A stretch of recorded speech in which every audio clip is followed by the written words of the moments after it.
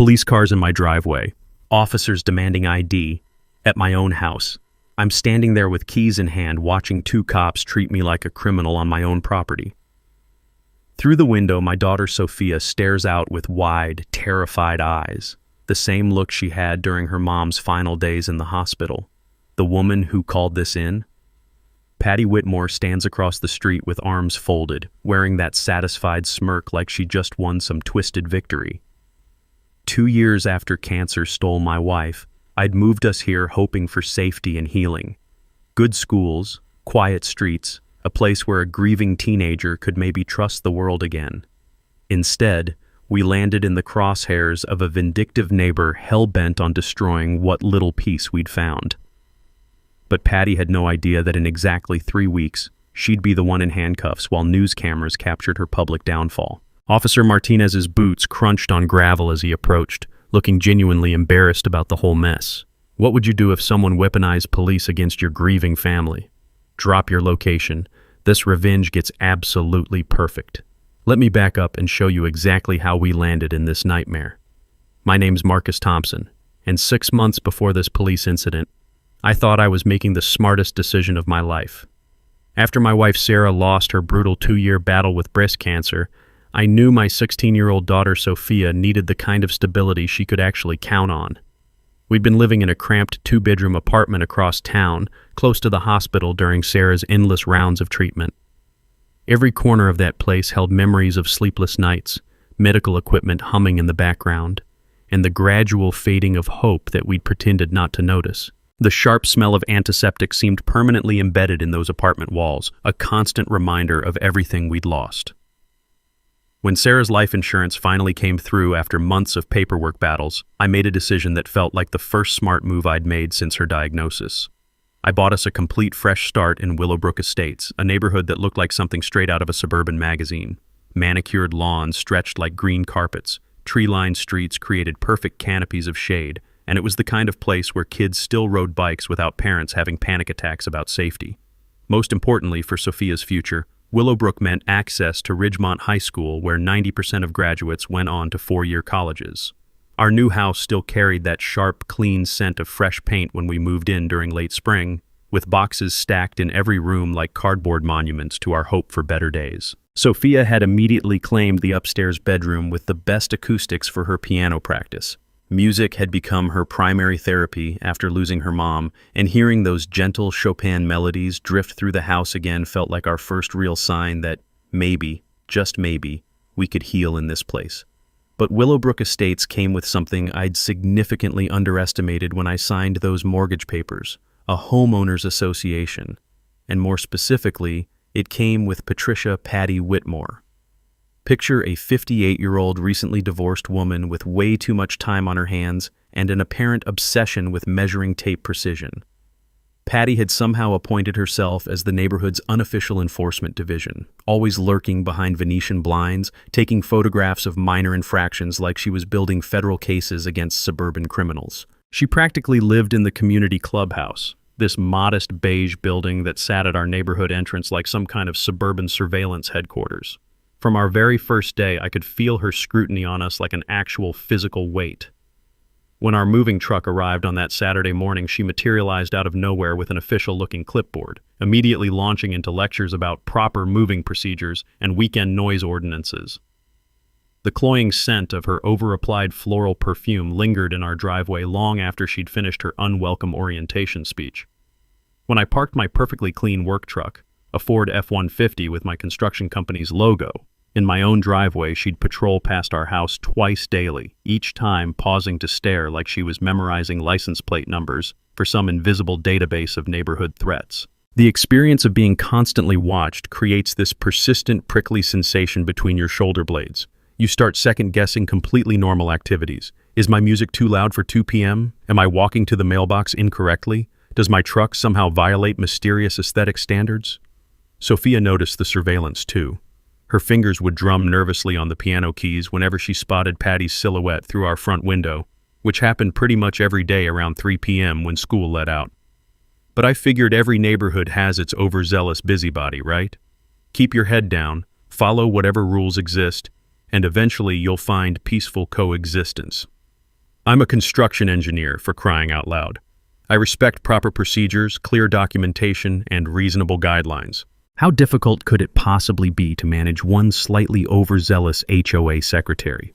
As it turns out, significantly harder than convincing teenagers to voluntarily clean their bedrooms. The police incident should have been the end of it.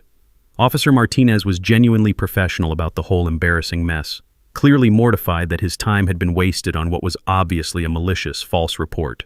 He even apologized before leaving, muttering something about overzealous neighborhood watch programs and promising to document the caller's questionable judgment in his incident report. I figured Patty had learned her lesson about crying wolf to actual law enforcement officials. Boy, was I spectacularly wrong about that assumption. 2 days later, I discovered a bright orange violation notice tucked under my windshield wiper, like some kind of municipal parking ticket from administrative hell. The header screamed, "Willowbrook Estates HOA, official violation notice," in bold, threatening letters that looked official enough to fool most unsuspecting homeowners. According to this impressive-looking document, I owed exactly $200 for improper vehicle placement resulting in boundary encroachment and community aesthetic standards violation. The specific accusation made my engineering brain physically hurt. My work truck allegedly extended approximately 2 inches beyond the acceptable parking boundary of my own driveway. 2 measly inches. I'm not making this up. Standing there in the crisp morning sunlight, reading this bureaucratic nonsense for the 3rd time, I caught that now familiar scent cocktail. Diesel fuel from my cooling truck engine mixed with Patty's overpowering rose perfume that seemed to linger like criminal evidence wherever she'd conducted her official inspections. The woman had actually trespassed onto my private property with measuring tape and a digital camera, photographing my vehicle from multiple angles, like she was documenting a federal crime scene for some suburban FBI investigation. 20 years in construction work had taught me something absolutely crucial about people who throw around precise measurements to justify financial penalties. You better have your own numbers ready to fight back with professional documentation. I remembered reading about property boundary disputes during our lengthy home buying process.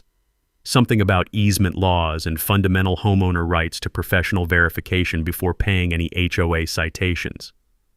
Smart homeowners always demand official surveys before writing checks for questionable violations, especially when the measurements seem suspiciously convenient.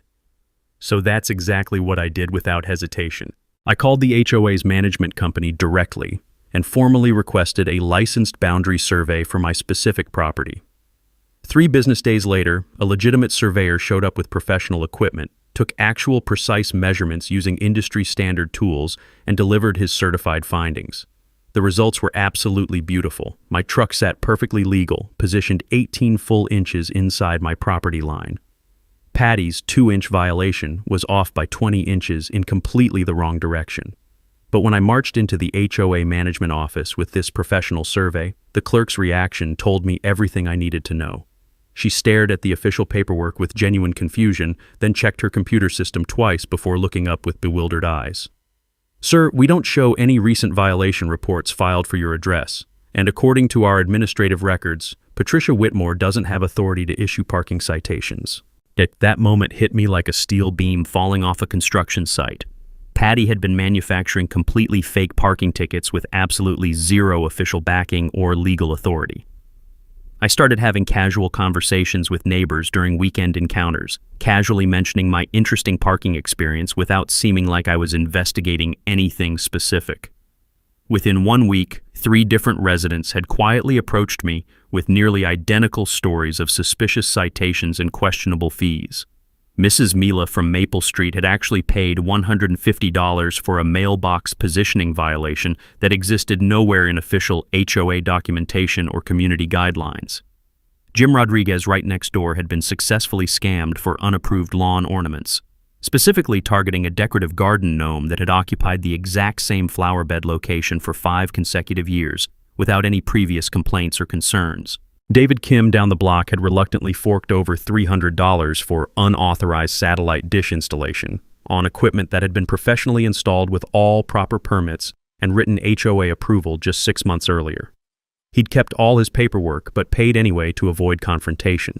The fraudulent pattern became crystal clear as I spread these neighbor stories across my dining room table that evening, creating a detailed timeline of systematic deception. Patty wasn't just harassing my grieving family with targeted intimidation. She was operating a sophisticated neighborhood extortion racket, counting on busy, stressed homeowners being too intimidated or overwhelmed to verify her completely fake authority. The rich aroma of fresh coffee mixed with the gentle sound of Sophia's evening piano practice as I organized this mounting evidence into a comprehensive timeline of violations. My daughter watched my careful detective work with curious eyes, unknowingly learning valuable lessons about standing up to bullies who hide behind official-looking clipboards and fabricated documentation. "Dad, why would someone pretend to be in charge when they're not actually in charge?" she asked between delicate musical phrases. "Sometimes people who feel completely powerless in their own lives try to control others instead, kiddo, but that doesn't make it right or legal."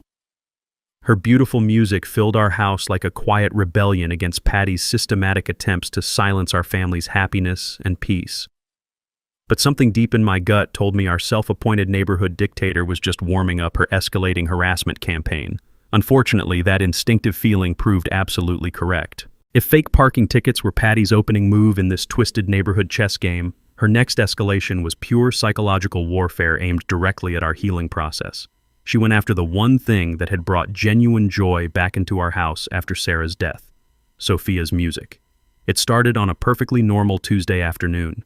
Sophia had just bounced through the front door from school, backpack abandoned by the entrance like teenagers do, and was settling into her sacred daily routine. 3 to 5 p.m., Monday through Friday, just like we'd established when we moved in. She'd been working on Debussy's Clair de Lune for weeks, and honestly, listening to those gentle, flowing notes drift through our house was like emotional medicine for both our grieving hearts. 20 minutes into her practice session, there came a sharp, authoritative knock at our front door. The kind of aggressive knock that puts your nervous system on high alert, like trouble announcing itself with brass knuckles wrapped in fake politeness.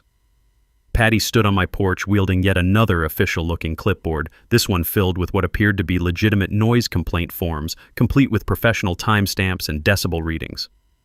Her expression carried that particular smugness of someone who believes they've just delivered a devastating checkmate move. "Mr. Thompson, excessive noise disturbances are absolutely not tolerated in this community," she announced without any greeting, completely ignoring Sophia, who had stopped playing and was now watching nervously from the staircase with those wide, uncertain eyes that reminded me too much of her hospital vigils. "Noise disturbances? It's 3:15 on a Tuesday afternoon, and it's a piano, not a construction site. Community quiet enjoyment policies clearly state that musical instruments cannot exceed established ambient noise levels during residential hours." She thrust a copy of some official-looking document at me, complete with professional letterhead and intimidating legal language designed to make normal people submit without questioning anything. I scanned this supposed policy, my engineering brain hunting for inconsistencies. "This says musical practice is prohibited between 10 p.m. and 8 a.m. It's literally the middle of the afternoon. First official warning logged." Her pen scratched against the clipboard like fingernails on a chalkboard. "Subsequent violations will result in progressive financial penalties and potential board review." Over the following week, Patty documented 12 separate excessive noise violations from our house. 12 individual incidents. She was apparently camping in that clubhouse with a stopwatch and decibel meter app, creating an elaborate paper trail of my daughter's piano practice like she was building a federal case against suburban musical expression.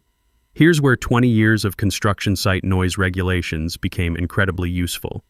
I'd dealt with municipal sound ordinances countless times, and I knew the legal framework inside out.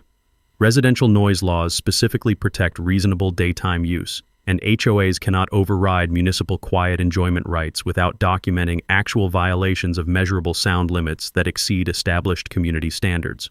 So I bought my own professional decibel meter for $39 and started systematically documenting neighborhood noise levels. Sophia's piano at full volume registered 68 decibels from our property line. Patty's nightly television blasting crime dramas from the clubhouse? A solid 74 decibels with windows open, clearly audible 3 houses away. But here's what really caught my attention. Patty's complaint timestamps showed violations during her supposed HOA work meetings. Yet every time I glanced toward the clubhouse during these alleged professional hours, there she was, lurking behind Venetian blinds like some suburban surveillance operative conducting constant reconnaissance missions. The pattern became impossible to ignore.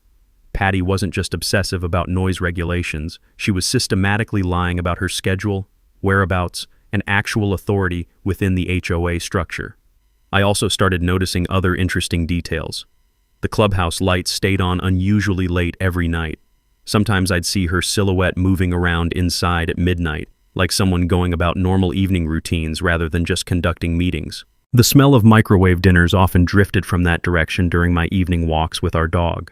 When Sophia quietly asked why the mean lady seemed to hate her music so much, I explained that sometimes unhappy people try to control others because they feel powerless in their own lives.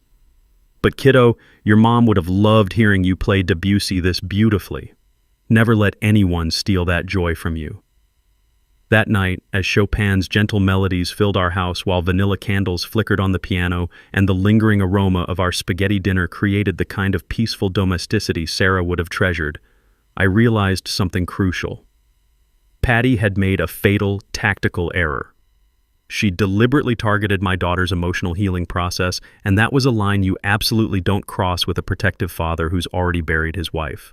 The sound of Sophia's music floating through every room felt like a quiet rebellion against Patty's attempts to control our happiness. But I had a growing suspicion that our neighborhood enforcer's obsession with monitoring everyone else's activities was hiding something much bigger than simple busybody tendencies.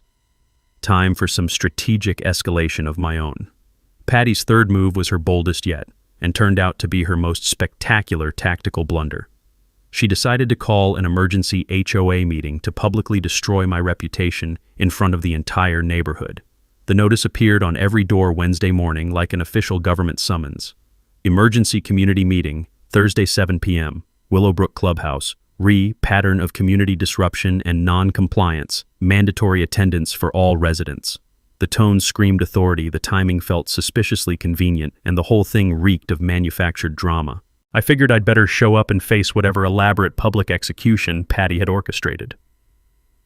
Thursday evening, I walked into the clubhouse expecting a packed room of concerned neighbors ready to hear about my supposed crimes against suburban peace. Instead, I found exactly 4 people in a space designed for 50. Patty positioned at the head like a corporate CEO, confused Mrs. Rodriguez from next door, half asleep Mr. Peterson, and myself. The clubhouse reeked of that distinctive institutional combination: musty old carpet, artificial pine air freshener, and the lingering smell of whatever sad microwave dinner Patty had eaten earlier. She'd arranged multiple folders across a folding table like courtroom evidence, clearly expecting to preside over my neighborhood trial. "Thank you for attending tonight's emergency session," she announced theatrically, her voice echoing in the nearly empty space. "We're addressing ongoing violations that threaten our community's peaceful enjoyment and property values." She opened the first folder with dramatic flair and began reading my supposed rap sheet. Improper parking violations, excessive noise complaints, failure to maintain aesthetic standards, and something called aggressive behavior toward community officials. Apparently my crime of questioning her fake authority. Mrs. Rodriguez looked bewildered by the theatrical production. Mr. Peterson was fighting sleep. I was taking notes while trying not to laugh at the complete absurdity. "Mrs. Whitmore," I interrupted during her dramatic recitation, "who specifically authorized this emergency meeting? Because I've read our HOA bylaws, and emergency meetings require board president approval plus 72 hours notice to residents." The cheap folding chairs creaked as Patty's confident expression flickered like a bad TV signal. "As secretary, I have administrative authority to—" "Actually, you don't." I pulled out my folder of governing documents. Section 4.3 explicitly states only the board president can call emergency meetings, and only for safety issues or financial emergencies. Parking complaints don't qualify. Mr. Peterson suddenly perked up. "Speaking of which, where's Bob Mila? He chairs all our meetings." "Exactly," Mrs. Rodriguez chimed in. "Where is Bob? Why isn't this on the regular agenda?" Patty shuffled papers nervously. "Mr. Mila was unavailable due to scheduling conflicts." "Unavailable how?" I pressed. "Did you actually contact him?" Before she could answer, the clubhouse door opened and Bob Mila walked in, looking genuinely confused. "Sorry I'm late. Mrs. Rodriguez texted about an emergency meeting. What's the emergency?" The silence was golden. You could hear fluorescent lights humming, distant sprinklers, and Patty's authority crumbling like stale cookies. Bob surveyed the nearly empty room and Patty's elaborate setup. "Patty, I have no record of authorizing this meeting. What happened that I should know about? The third mini-twist hit like a wrecking ball. Patty had been operating with zero official authority, not overzealous community spirit, complete fabrication of power and procedures. Seems like there's confusion about proper protocols, I said calmly. Maybe we should handle legitimate concerns through official channels? Bob was already packing up, embarrassed. Patty, we need to discuss meeting procedures. Mr. Thompson, I apologize for this confusion. Real HOA business goes through monthly meetings with proper notice. As we filed out into the cool evening air, I noticed something particularly telling. Personal items scattered throughout the clubhouse. A coffee mug on the counter, reading glasses on a side chair, personal mail stacked near the entrance, a throw blanket draped over one of the folding chairs like someone had been sleeping there. The place felt lived in, not just used for occasional meetings. Walking home under streetlights, pieces started clicking together. Patty's increasingly desperate behavior wasn't about neighborhood control or enforcement. Something much bigger was driving her actions, something that explained why she always seemed to be at that clubhouse, monitoring everyone so obsessively, creating fake authority where none existed. I noticed other details during my evening walks that week. The clubhouse lights stayed on unusually late every night. Sometimes I'd see her silhouette moving around inside at midnight, going through what looked like normal evening routines rather than conducting any kind of official business. The smell of microwave dinners often drifted from that direction when I walked our neighbor's dog. There were delivery trucks stopping at the clubhouse regularly, grocery deliveries, Amazon packages, even what looked like prescription medications being dropped off, all addressed to Patty personally, not to any HOA office or community organization. When I mentioned these observations to Sophia over dinner, she had an interesting perspective. Dad, remember when we lived in that tiny apartment after Mom got sick? How we tried to make it feel like a real home even though we knew it was temporary. That comment hit me harder than I expected. I had a growing suspicion that our self-appointed neighborhood dictator was hiding secrets that made my parking violations look like jaywalking tickets, and I was about to discover just how desperately right I was. Sometimes the biggest revelations come from the smallest observations. In my case, it was chronic insomnia and a leaky kitchen faucet that changed everything. It was 3 a.m. on a Saturday, and I was finally fed up with the rhythmic dripping that had been driving me crazy for weeks. The steady ping of water hitting steel echoed through our quiet house, motivating me to grab my toolbox and fix the problem. From our kitchen window, I had a clear view across the community park to the clubhouse. That's when I saw them. Full interior lights blazing at 3 a.m., not security lighting or exit signs. Complete interior lighting, like someone was wide awake going about normal nighttime routines. I paused with my wrench, watching for movement. Sure enough, a familiar silhouette moved around inside, conducting what appeared to be ordinary domestic activities. The next night, same thing. Lights on, movement inside, residential patterns when no legitimate HOA business could be happening. By the third night, my curiosity was engaged. I started paying attention during evening walks, noting deliveries, lighting schedules, and activity around the clubhouse. What I discovered was shocking. Patty wasn't just spending time at the clubhouse during business hours, she was living there full-time. Grocery trucks regularly stopped there with personal orders. Amazon packages arrived daily, all addressed to Patricia Whitmore at the clubhouse. I witnessed prescription deliveries from the pharmacy, personal mail accumulated by the entrance, utility bills and credit card statements mixed with HOA correspondence. But the real evidence came from public records research. County property records revealed something devastating. Patty's official residence had been foreclosed 6 weeks earlier due to unpaid mortgage obligations. Her divorce proceedings showed she'd lost the house in settlement, but had 60 days to find alternative housing. Those 60 days expired 3 weeks ago, exactly when her harassment campaign against us intensified. While Patty played neighborhood enforcer, writing fake citations and holding unauthorized meetings about other people's supposed violations, she was violating the most fundamental rule, illegally squatting in community property. But financial investigation revealed something worse than unauthorized residency. As HOA secretary, Patty had access to community maintenance accounts. Cross-referencing her financial struggles with recent HOA expenditures showed a disturbing pattern. Small amounts, 50 here, 100 there, had been systematically transferred from landscaping budgets to cover personal expenses, grocery bills, utilities, car payments disguised as maintenance costs, and administrative fees. She wasn't just living illegally in the clubhouse. She was stealing from every homeowner in our neighborhood.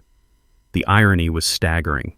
While obsessively documenting everyone else's minor infractions, measuring grass heights and timing piano sessions, she'd been committing actual crimes, embezzlement and illegal occupancy that could result in felony charges. I sat in my kitchen Friday morning surrounded by printed records and documentation, feeling vindication mixed with genuine sympathy. The woman who'd made our lives miserable, called police on my grieving family, tried silencing my daughter's healing music, was herself desperate, having lost everything and clinging to manufactured power and control. But understanding her motivation didn't excuse the damage or ongoing crimes against our community.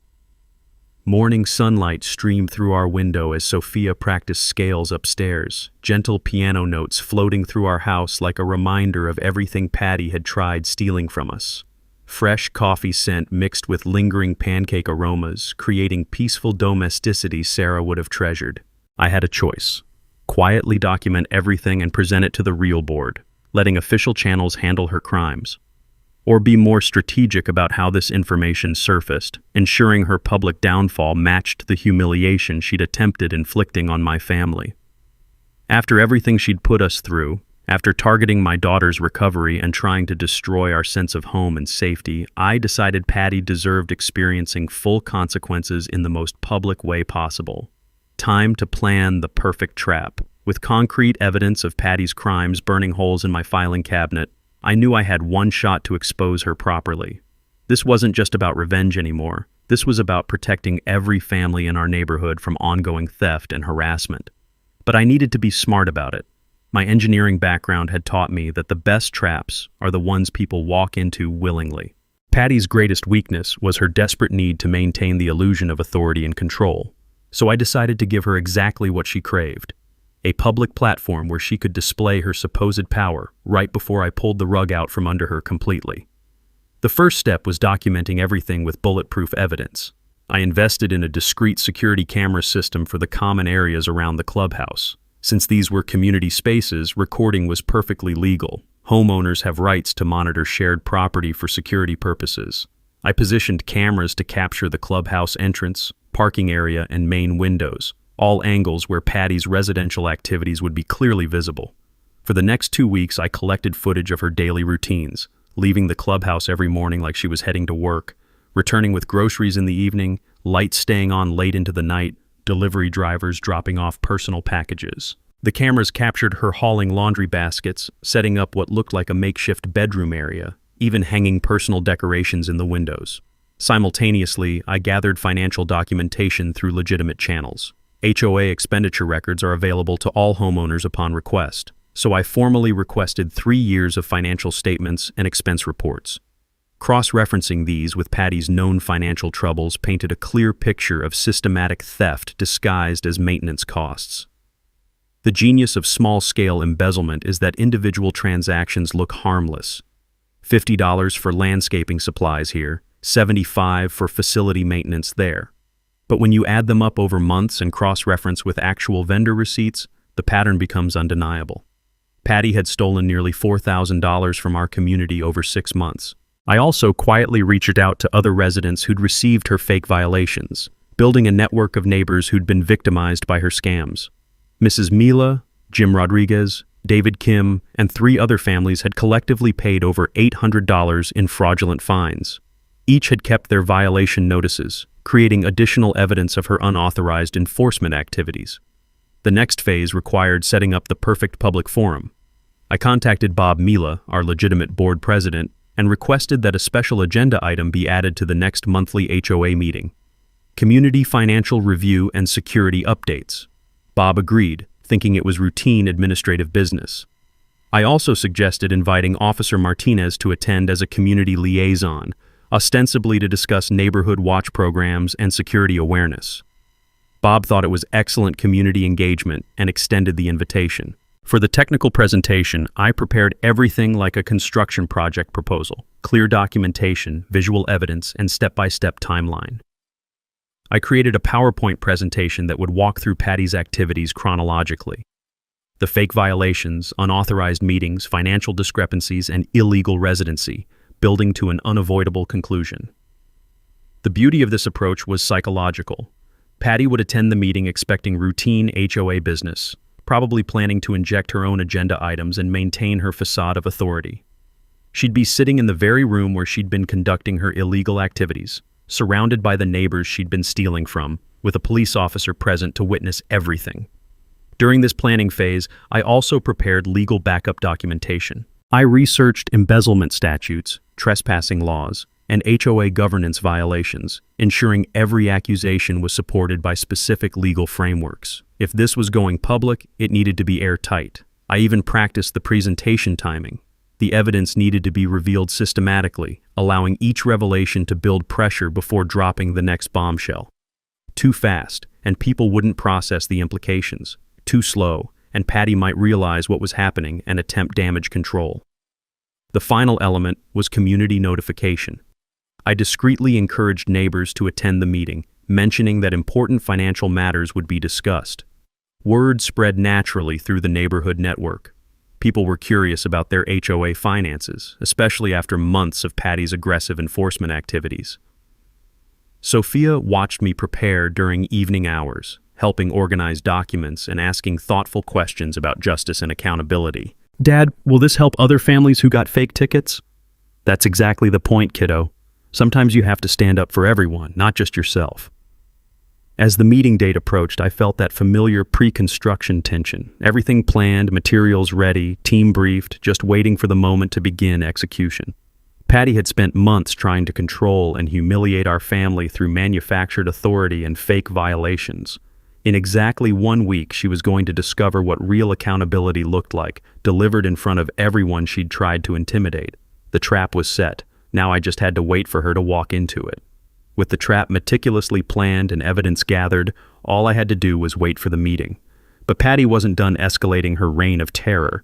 In fact, discovering my security cameras seemed to trigger her most desperate and dangerous phase yet. It started on a Tuesday morning when I noticed her standing at the clubhouse windows with binoculars, studying my camera positions like she was conducting military reconnaissance. By that afternoon, I caught her on security footage attempting to disable the cameras by spraying them with what appeared to be black spray paint. The problem with Patty's vandalism attempt was that she clearly didn't understand how modern security systems work. The cameras were motion activated with cloud backup, so I had crystal clear footage of her face as she committed property destruction in broad daylight. She was literally creating more evidence against herself while trying to destroy existing evidence. But her desperation escalated beyond simple vandalism. 2 days later, I came home from work to find Sophia visibly shaken at the kitchen table, homework untouched. "Dad, that woman came to our door today," she said quietly, her fingers drumming nervously on her textbooks. "She said she was worried about my home environment and asked if I felt safe living with you." My blood turned to ice. Patty had crossed the ultimate line. She was now targeting my daughter directly, trying to manufacture child welfare concerns as leverage in whatever twisted game she thought she was playing. She kept asking weird questions about whether you ever got angry, whether I had enough food, whether I felt scared when you came home late from work. I told her you're the best dad ever, but she kept writing stuff down like my answers meant something different. The calculating cruelty of this approach was breathtaking. Patty knew that any child services investigation, even a completely baseless one, would create weeks of stress and scrutiny for our family. She was weaponizing the system designed to protect children, using it as a tool of harassment against a grieving teenager. But I'd learned something important about fighting bullies over the past few months. Document everything, stay calm, and let them destroy themselves with their own actions. I immediately called the school to inform them about the situation, ensuring that any potential contact from Patty would be properly documented. I also reached out to our family physician to establish a clear record of Sophia's physical and emotional well-being, creating professional testimony about her healthy adjustment after her mother's death. Most importantly, I installed additional security cameras around our house perimeter, ensuring that any future harassment attempts would be captured on video. Patty's next escalation came through social media and neighborhood gossip networks. She started a whisper campaign suggesting that there was something suspicious about a single father who'd moved into the neighborhood so quickly after his wife's death, implying that my grief timeline somehow indicated guilty behavior. The manipulation was sophisticated and evil. She couldn't attack me directly without revealing her own criminal activities, so she created doubt through innuendo and timing coincidences. Why had we moved so quickly? Why was I often working late? Why did Sophia seem so mature and independent for her age? Mrs. Rodriguez mentioned overhearing these conversations during her weekly grocery shopping, where Patty had apparently been spreading concerns about our family situation to anyone who would listen. But Patty had made a critical miscalculation. Our neighbors had lived through their own family tragedies, job losses, divorces, and medical crises. Most of them recognized grief when they saw it, and they'd watched Sophia and me supporting each other through genuine loss with dignity and love. The whisper campaign backfired spectacularly. Instead of creating suspicion about our family, it generated sympathy and protective anger toward Patty's increasingly obvious harassment tactics. Jim Rodriguez stopped by that weekend to check on us, mentioning that several neighbors were discussing Patty's behavior and finding it way over the line. Mrs. Mila brought Sophia homemade cookies and told me privately that some people don't understand that healing takes time and looks different for every family. During this escalation phase, I noticed something else troubling in the security footage. Patty was having increasingly animated phone conversations outside the clubhouse, pacing back and forth with obvious agitation. Sometimes these calls lasted over an hour, with lots of gesturing and what appeared to be arguing. She was also receiving more frequent delivery trucks, but now they included what looked like legal documents and certified mail that she signed for with visible stress. The final mini twist of this escalation loop became clear when I researched court records more thoroughly. Patty's ex-husband had filed contempt of court charges for her failure to vacate the clubhouse as required by their divorce settlement. Her illegal residency wasn't just an HOA problem, it was also a violation of court orders that could result in jail time. She was fighting battles on multiple fronts: divorce court, potential criminal charges for embezzlement, housing violations, and now the growing awareness among neighbors that her authority was completely fabricated. But instead of retreating or seeking help, Patty doubled down on her attacks against my family, apparently believing that destroying our credibility would somehow solve her mounting legal problems. As I watched her self-destruct in real time through security footage, I felt a mixture of anticipation and genuine sadness. In less than a week, her carefully constructed facade of authority and control would collapse completely in front of everyone she'd tried to intimidate. But for now, all I could do was protect Sophia, document everything, and wait for the meeting where justice would finally be served. In the final week before the HOA meeting, Patty's desperation reached levels that crossed from harassment into genuinely dangerous territory. She wasn't just trying to discredit me anymore. She was attempting to sabotage the entire community meeting where her crimes would be exposed. It started when I discovered she'd been calling other board members, spreading elaborate lies about my supposed mental instability, and claiming I was planning to disrupt the meeting with unfounded accusations. She told Bob Mila that I'd been stalking her and making threatening statements about taking over the HOA. The beauty of her lies was that they contained just enough truth to sound plausible. Yes, I had been watching her activities closely through legal security cameras on community property. Yes, I was planning to present serious accusations at the meeting, backed by documented evidence of her actual crimes. But Patty's version painted me as an unhinged, grieving widower who'd become obsessed with her because she'd tried to maintain reasonable community standards. It was a masterful manipulation that played on stereotypes about men who lose their wives and supposedly can't handle being told what to do by strong women. Fortunately, Bob Mila was smart enough to ask for specifics. When Patty couldn't provide actual examples of threatening behavior or concrete evidence of stalking, her story started falling apart under scrutiny. But her most dangerous escalation came when she started recruiting allies through a combination of lies and bribes. She reached out to newer residents who didn't know the neighborhood dynamics, presenting herself as a dedicated volunteer being harassed by a troublesome neighbor. Mrs. Patterson, who'd moved in just 3 months ago, suddenly started posting on the neighborhood Facebook page about respecting longtime community volunteers and not letting newcomers disrupt established procedures. She'd clearly been fed Patty's version of events without hearing the full story. Even more concerning, Patty had apparently offered to waive several questionable violation notices for residents who agreed to speak against me at the meeting. David Kim mentioned that she'd approached him suggesting his satellite dish violation could disappear if he was willing to testify about my aggressive behavior during our previous conversations. The quid pro quo was obvious. Support her at the meeting and your fake violations would vanish. Oppose her and face escalating harassment through manufactured citations. But Patty's final desperate move revealed just how far she was willing to go to protect her secret. 3 days before the meeting, she filed a formal complaint with the county sheriff's office claiming I'd been trespassing on HOA property and vandalizing community equipment. Her story was that I'd installed unauthorized surveillance devices to spy on residents and had been damaging clubhouse property during nighttime visits. She presented herself as a concerned HOA official, trying to protect the community from an unstable individual. The irony was breathtaking. She was accusing me of crimes she'd been committing while using her illegal residency and embezzlement as the basis for her supposed authority to file complaints. But this move backfired catastrophically. When Deputy Williams came to investigate her complaint, I was able to present him with my carefully organized evidence file. The security cameras were legal installations on community property with proper HOA board approval. The vandalism she'd reported was actually her own spray paint attack on my cameras, which I had video evidence of her committing. Most damaging for Patty, her complaint required her to identify herself as an HOA official with authority to report violations. When Deputy Williams asked for documentation of her position and authority, she couldn't provide legitimate credentials because she'd been operating outside any real authorization.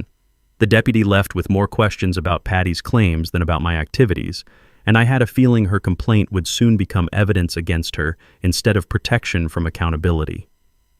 During this final escalation, I noticed her behavior becoming increasingly erratic in the security footage. She was pacing the clubhouse at all hours, having heated phone conversations, and showing signs of severe stress that suggested she knew her time was running out. Sophia had started asking thoughtful questions about what would happen to the mean lady when everything came out. "Dad, do you think she'll go to jail?" "I don't know, kiddo, but I do know that actions have consequences, and adults who hurt other people need to face those consequences." The weekend before the meeting, Patty made her final desperate play. She created an official-looking notice and posted it throughout the neighborhood. HOA meeting postponed, board president unavailable, rescheduled date TBD. But she'd forgotten one crucial detail. Bob Mila had my phone number, and he immediately called to ask why the meeting was being postponed when he'd never authorized any schedule change. When I told him about the fake notices, Bob's anger was palpable. "That's it. She's crossed way too many lines. Monday night's meeting is happening as scheduled, and I'm personally ensuring every resident knows about it." Sunday evening, as I made final preparations for the presentation that would end Patty's reign of terror, I felt that familiar pre-project calm. Everything was documented, evidence was organized, witnesses were prepared, and the venue was secured. Patty had spent months trying to control, intimidate, and destroy my family through lies and manufactured authority. Tomorrow night, in front of the entire community she'd been stealing from, she would finally face the consequences of her choices. The trap was perfect, and she was walking directly into it. Monday evening arrived with the crisp clarity of autumn air and the kind of nervous energy that precedes life-changing moments. By 6:45 p.m., the clubhouse was packed beyond capacity.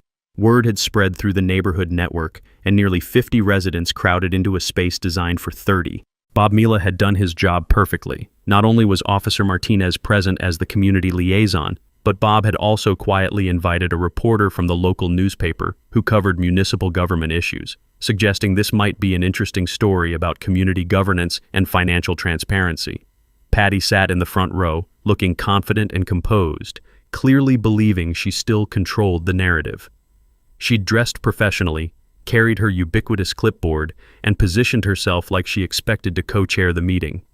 She had no idea she was sitting in the center of her own execution chamber.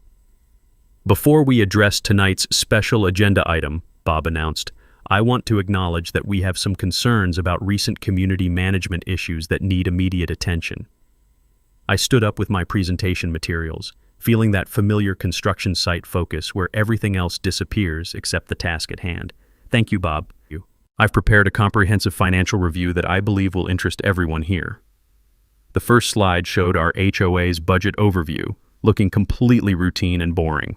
Several residents shifted in their seats, probably wondering why they'd bothered attending what seemed like standard administrative business. Over the past 6 months, our maintenance and administrative costs have increased significantly, I continued, clicking to the next slide showing expenditure trends. I thought the community deserved transparency about where our dues are actually going. Patty was nodding along, probably thinking this was exactly the kind of responsible financial oversight she'd been advocating for. She had no idea the noose was already tightening. The next slide showed specific line items: landscaping supplies, facility maintenance, administrative costs. Still routine looking, but I could see Bob Mila starting to frown as he recognized discrepancies in amounts he hadn't authorized. These expenses caught my attention because they don't match any vendor receipts or approved expenditures in our official records, I said, clicking to reveal the discrepancies highlighted in red. Now people were paying attention. Mrs. Rodriguez was taking notes. Jim Kim was leaning forward with obvious concern. So I decided to investigate further, I continued, clicking to the security camera footage. I installed legal surveillance equipment in our common areas to monitor clubhouse usage and security. The first video clip showed Patty entering the clubhouse with grocery bags at 8 p.m. on a Tuesday, looking like she was coming home from shopping rather than conducting official business. A murmur rippled through the room. Patty's confident expression flickered for the first time. This footage covers the past 3 weeks, I said, advancing to clips of her daily routines. Leaving in the morning with a travel mug, returning in the evening with dinner, lights staying on until midnight.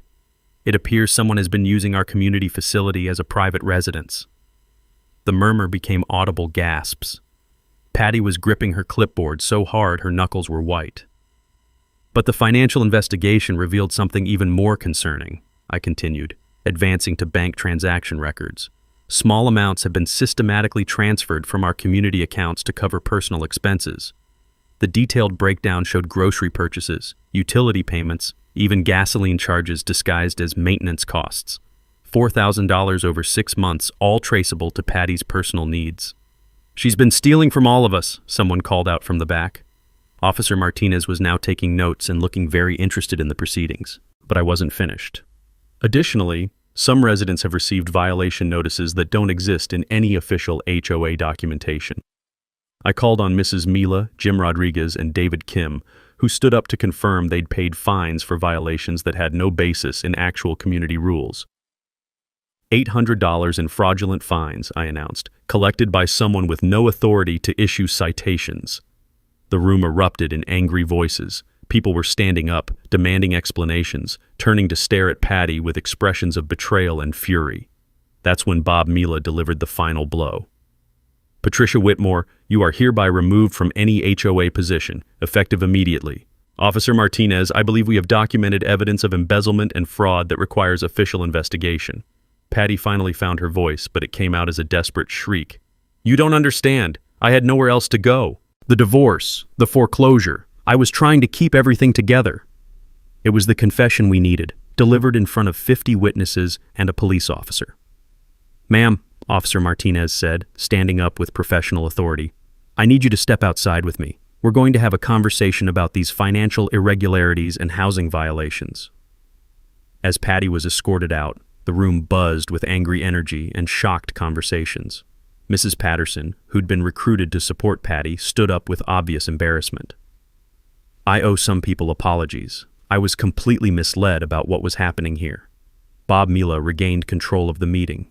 "We'll be working with law enforcement and our legal counsel to recover stolen funds and ensure this never happens again.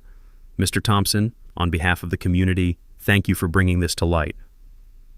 The applause was spontaneous and sustained. But more importantly, I could see relief on faces throughout the room. Relief that the harassment and fake violations were finally over, that their community was safe again. Walking home under streetlights, with neighbors stopping to shake my hand and thank me, I felt something I hadn't experienced since Sarah's death, the satisfaction of justice properly served and community restored. Sophia was waiting on our front porch. "Dad, how did it go?" "Justice was served, kiddo. The neighborhood is safe again." 6 months later, our neighborhood had transformed into something Sarah would have recognized, a genuine community where people looked out for each other instead of living in fear of manufactured violations and petty harassment. Patty pled guilty to embezzlement and trespassing charges in exchange for a reduced sentence of 18 months probation, community service, and full restitution to the HOA. Her ex-husband's contempt charges were dropped once she finally vacated the clubhouse and found legitimate housing. She moved across town, and we haven't seen her since the sentencing hearing. The stolen money was fully recovered and returned to our community accounts. But Bob Mila proposed something better than just restocking our maintenance fund. At a packed community meeting in March, we voted unanimously to establish the Sarah Thompson Music Education Scholarship, providing piano lessons and instruments for neighborhood children whose families couldn't otherwise afford them. "Your wife would have loved this," Mrs. Mila told me during the scholarship announcement ceremony. Music bringing kids together instead of being used to tear families apart.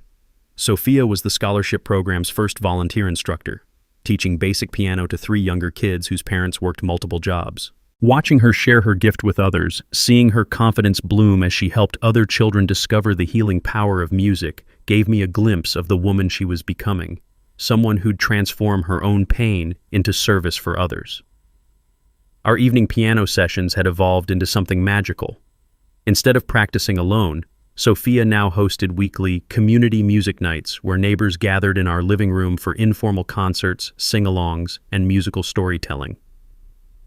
The sound of children's laughter mixed with piano melodies filled our house every Wednesday evening, creating the kind of warm domestic chaos that heals broken hearts. Mrs. Rodriguez became the HOA's new secretary, bringing actual administrative experience and a commitment to transparent governance. She instituted monthly financial reports, open book policies, and a formal appeals process for any legitimate violations. Jim Kim was elected as community liaison, ensuring that new residents received proper orientation about actual rules rather than manufactured harassment. The clubhouse was renovated with recovered funds, transformed from Patty's secret residence back into a proper community gathering space. We installed a community piano, donated by several families, and established regular social events that brought neighbors together for positive reasons instead of emergency meetings about manufactured crises. But the most meaningful change was harder to quantify. Children played outside without parents worrying about violation notices. Teenagers could practice music without fear of noise complaints. Families could park their cars, decorate for holidays, and live their daily lives without someone constantly monitoring and measuring their activities for infractions. The surveillance cameras I'd installed remained active, but now they served their intended purpose: actual security rather than evidence gathering for neighborhood harassment campaigns. Crime dropped significantly when potential troublemakers realized our community was watching out for each other rather than trying to control each other. Bob Mila implemented quarterly community meetings where residents could address concerns, propose improvements, and participate in decision-making about their neighborhood's future. These gatherings became celebrations rather than interrogations, with potluck dinners, children's activities, and genuine problem-solving discussions. During one of these meetings, David Kim stood up to address the group. 6 months ago, we were all afraid to park wrong or play music or enjoy our own homes. Now my kids ask if we can move because they love this neighborhood so much. That's what real community leadership looks like. The scholarship program expanded beyond our neighborhood. Other HOAs heard about our approach and requested guidance on establishing similar music education initiatives. Sophia started a blog documenting the healing power of community music programs, which caught attention from educational organizations across the state. Local news coverage of Patty's conviction and our community's recovery became a model for other neighborhoods dealing with HOA harassment and financial corruption. Officer Martinez, who'd witnessed the dramatic meeting that exposed Patty's crimes, often referenced our case during community policing workshops about recognizing and addressing neighborhood disputes before they escalate to criminal behavior. But the most important healing happened gradually, in daily moments that rebuilt trust and safety. Neighbors began stopping for conversations instead of hurrying past each other. Children formed friendships that crossed property lines. Adults organized block parties, holiday celebrations, and informal support networks for families dealing with illness, job loss, or other life challenges. 2 weeks ago, I received a letter from Patty, the first communication since her sentencing. She apologized for the pain she'd caused our family, acknowledged that her actions stemmed from her own desperation and fear, and expressed genuine remorse for targeting Sophia's recovery process. She'd completed anger management counseling and financial responsibility classes as part of her probation requirements. I showed the letter to Sophia, who read it thoughtfully before responding. "Dad, I'm glad she's getting help, but I'm also glad we stood up for ourselves and protected other families." That evening, as Sophia's music floated through our house during her practice session, Debussy's Clair de Lune, the same piece Patty had tried to silence, I felt Sarah's presence in the melody. Our daughter had learned something invaluable about standing up to bullies, protecting community, and transforming pain into service for others. The scholarship fund had grown to support 12 children, 3 community pianos, and a summer music camp that brought families together across economic and cultural differences. What started as one woman's attempt to destroy our healing had become a catalyst for community-wide transformation. But our story isn't unique. Every neighborhood has its Patties, people who use manufactured authority to control others, who hide their own problems behind harassment of innocent families, who mistake fear for respect and compliance for community. If you're dealing with HOA harassment, document everything, know your actual rights versus imaginary rules, and remember that bullies with clipboards are still just bullies. And if you've survived something like what we went through, I'd love to hear your story in the comments below. Most importantly, don't let anyone steal your family's joy, silence your children's music, or make you afraid to come home to your own house. Sometimes standing up for yourself means standing up for everyone, and real communities are built on support rather than surveillance. Thanks for watching, and please subscribe for more stories about ordinary people fighting back against extraordinary injustice, because everyone deserves to feel safe in their own neighborhood. Thanks for hanging out with us on HOA Stories, where the HOA Karens meet their match. If this story had you cheering or cringing, go ahead and like the video, drop a comment with your reaction, and hit subscribe so you're ready for the next wild HOA tale.